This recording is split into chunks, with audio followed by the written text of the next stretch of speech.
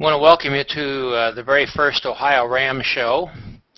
My name is Lee Kreider. I'm the webmaster, newsletter editor, and general all-around gopher for this organization. With all that, I'd like to introduce you to John and Amy McFadden, who are the time station captains at Time Station 42. Good evening. How you doing, Lee? Hi. I'm doing fine. I'm doing fine.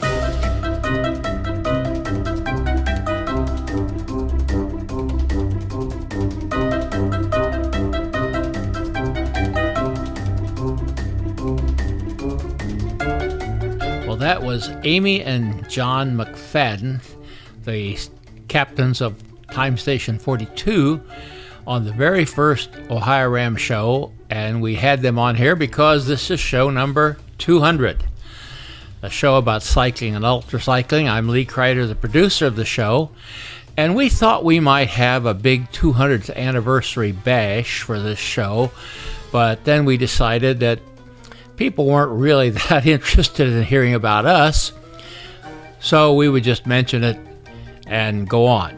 The show comes about because of the time stations of the Race Across America here in Ohio, Time Station 41 in Oxford, Time Station 42 in Blanchester, and Time Station 43 now in Chillicothe.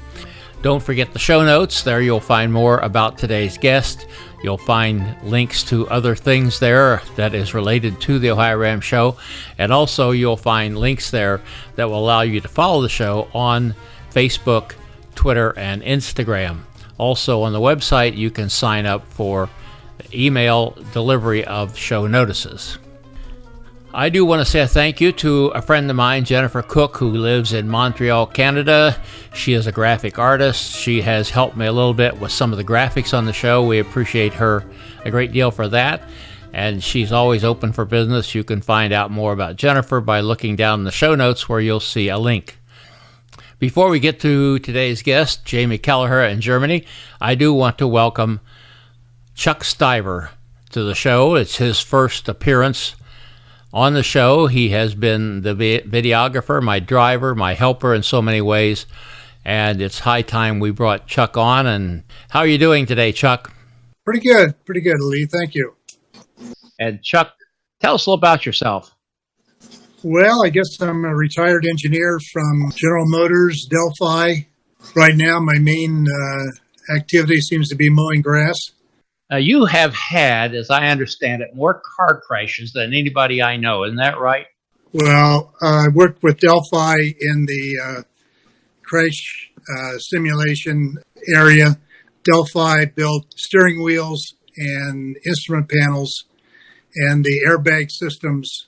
My job was to maintain the software that was used to analyze the acceleration and force data that was generated from the ATDs, or the dummies, that was used in the crashes.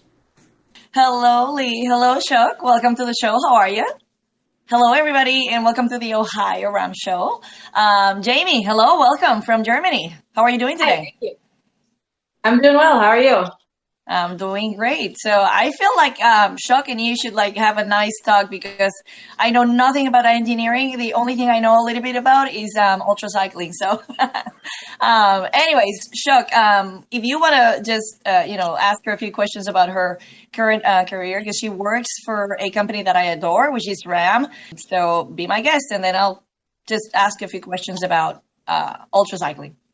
What components does your company make for the bikes? Yeah, so SRAM pretty much makes most everything except for frames.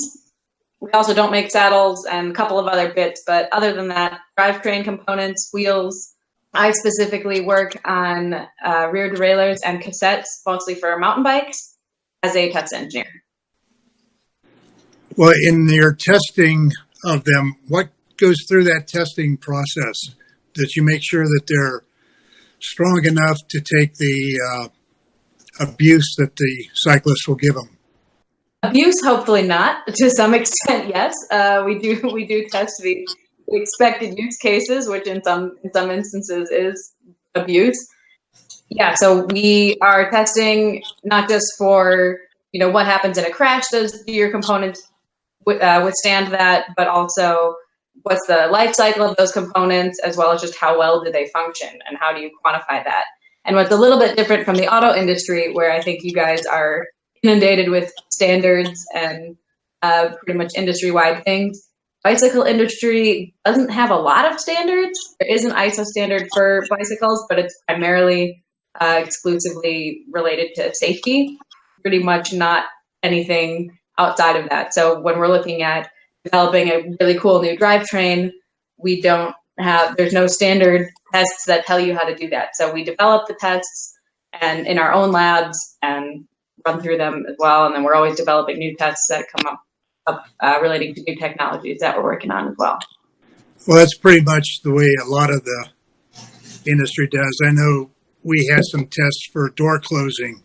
There's no government requirement for how many times a door will close without falling apart. Tell me a little bit about how you got into cycling. And I started college, and I was just a new wide-eyed freshman walking down the quad. I went to University of Illinois for undergrad, and I came across a group that bikes across the U.S. to raise money for cancer research called the Illini 4000.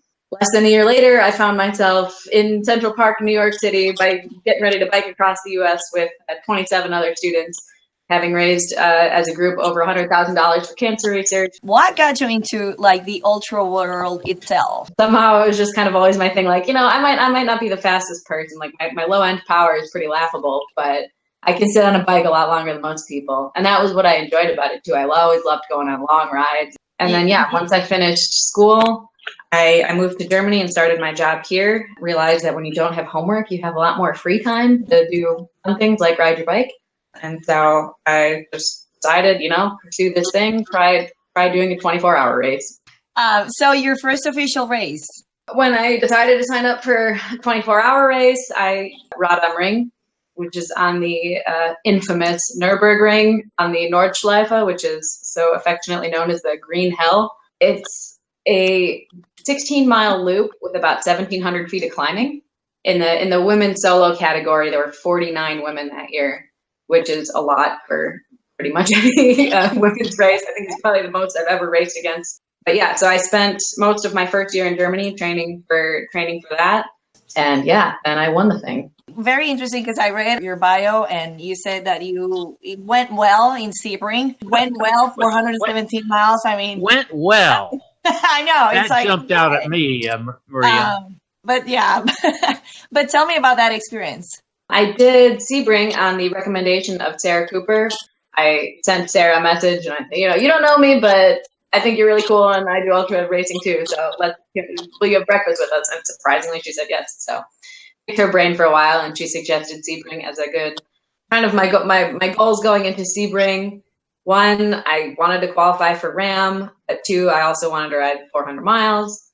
And then 3, a lot of it was just make me ride my bike in December and January. I did race across Germany the year before, and the weather was terrible. And then something that picked up my attention, you said that you consider yourself as retired. I think the bad thing about racing Sebring was I kind of burnt myself out. I'm not completely writing it off forever. I'm not planning any other races. Next year I'm getting married, so that's enough to plan. I don't have time to ride my bike 30 hours a week and work and plan a wedding. At the end of that, I thought, okay, if I was going to do RAM, I would definitely want to do another event like this first to figure it out and, make sure I've got it down. If I'm going to do RAM, I'm going to do it once. And I don't want to go into it thinking I might not finish. I mean, obviously you never know for sure, but I would want to carry a pretty high confidence. I'm always looking for new goals of other stuff to do, to challenge myself in new ways. And for Race Across Germany, for example, I raised money for World Bicycle Relief, which was really cool. And I'd like to continue doing that. And a great way to get people's attention for a good cause is to do something absolutely ridiculous. So I am considering going for the world record for the longest distance cycled underwater. I'm a certified professional dive master, so I'm an experienced scuba diver. Currently, the record, I think, is around 7 kilometers, which took about 5 hours. But I think it could be a really cool combination of a lot of things that I like. So engineering, a very hydrodynamic bicycle setup to ride in circles in a pool, pretty much.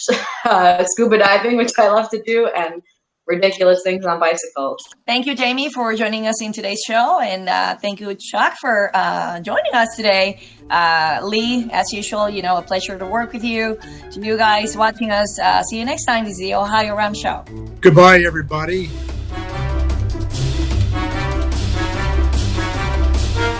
Well, thank you, Jaime, and we wish you good luck with your underwater cycling. That's kind of spectacular, I think. And thank you, Maria, and thank you, Chuck, for helping with the show today. And we do want to say a special thank you today for those who have made this show work. That is you, the guests, who have taken your time to be a part of the show over these last 6.5 years, and also those of you, the viewers, who have supported the show. Without all of you doing what you have done, there would be no show. So thank you so much. We appreciate all of you. Keep on doing it, and we're going to keep on doing it with show number 201. And that leads us to our next show. We're going to visit again with Kimberly Coates, the marketing director of Team Rwanda and Team Africa Rising, and she has a couple of guests with her from these teams, and we're happy to chat with her in about 10 days. Goodbye, Maria. Goodbye, Chuck. Goodbye, everybody. See you in about 10 days. Music by Kevin MacLeod.